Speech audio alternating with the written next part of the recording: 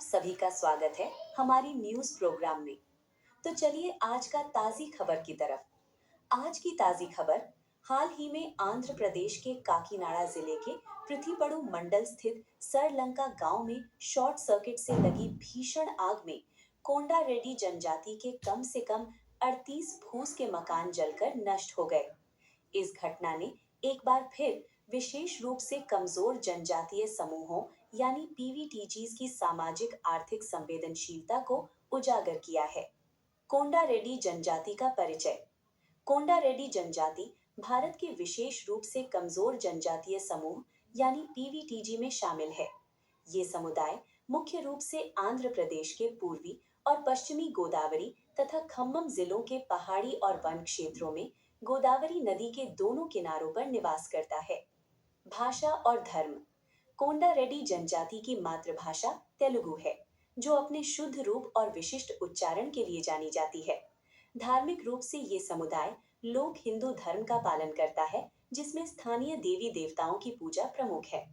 इनके मुख्य त्योहार उगादि, अक्षिते और दशहरा हैं। परिवार और विवाह व्यवस्था। इनका सामाजिक ढांचा पितृसत्तात्मक और पितृस्थानिक है। सामान्यतः एक विवाह प्रचलित है, हालांकि कुछ स्थानों पर बहुविवाह भी देखने को मिलता है। विवाह के सामाजिक रूप से स्वीकृत तरीकों में बातचीत, प्रेम, भागकर विवाह, सेवा विवाह, अपहरण और अदला बदली विवाह शामिल है। राजनीतिक और सामाजिक संगठन। कोंडा रेड्डी समाज में कुल पंचायत नामक पारंपरिक संस्था सामाजिक नियंत्रण का कार्य करती है। प्रत्येक गांव का एक मुखिया होता है, जिसे पेड्डा कापू कहा जाता है। ये पद वंशानुगत होता है और वही ग्राम देवताओं का पुजारी भी होता है। आजीविका के साधन। ये जनजाति मुख्य रूप से स्थानांतरित यानी पोड़ू खेती पर निर्भर है और जंगल से प्राप्त संसाधनों पर इनकी आजीविका टिकी होती है। वे कंदमूल, जड़ें, पत्तियां और जंगली फल खाते हैं। साथ ही इमली, अड्डा पत्ते, मायरोबोलिन, झाड़ू जैसे गैर लकड़ी वन उत्पाद एकत्र कर बेचते हैं।